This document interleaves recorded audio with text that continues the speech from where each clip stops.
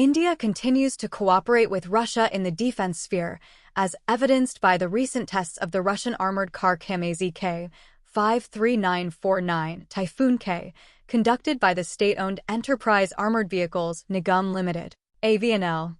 Indian profile sources have published a photo of this car's mileage, which emphasizes India's desire to maintain defense ties with Russia.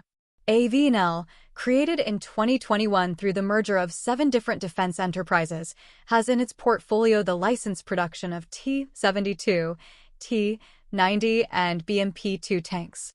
However, the company has not yet commented on plans for the localization of the Russian armored vehicle K-53949 Typhoon-K.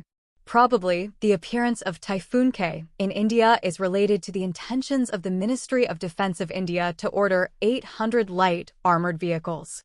Russian equipment will compete in the tender with offers from other Indian companies. A question arises regarding the localization of some samples of Russian military equipment. For example, K-53949 Typhoon-K was studied in detail because it became a trophy of the defense forces of Ukraine during a full-scale war and did not receive much attention.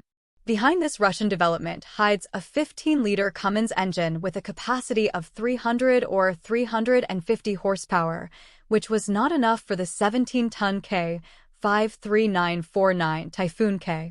At this weight, the declared armor protection corresponds to STANAG 4569 LVL3, which is achieved thanks to bridges from Timony from Ireland.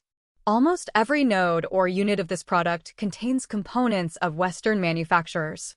This explains why many of the latest Russian equipment, including the Typhoon-K, are not in production now and where they have gone from the battlefield. The question of what exactly India will localize from this Russian armored vehicle becomes extremely interesting. The main thing is that the components for it do not get to the Russian Federation through a joint venture in India, if the Typhoon-K is ordered under the conditions of localization.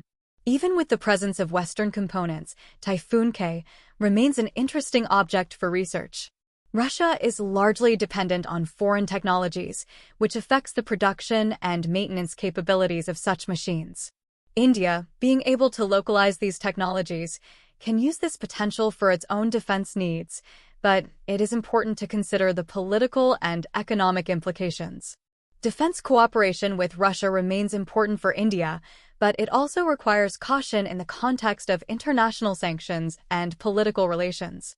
Localization of the production of K-53949 Typhoon-K can be a test for the Indian industry because the integration of Western technologies requires appropriate knowledge and resources.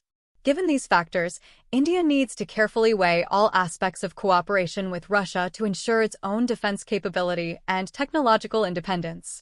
It is also important to take into account the possibility of the influence of this cooperation on international relations and the country's reputation on the world stage.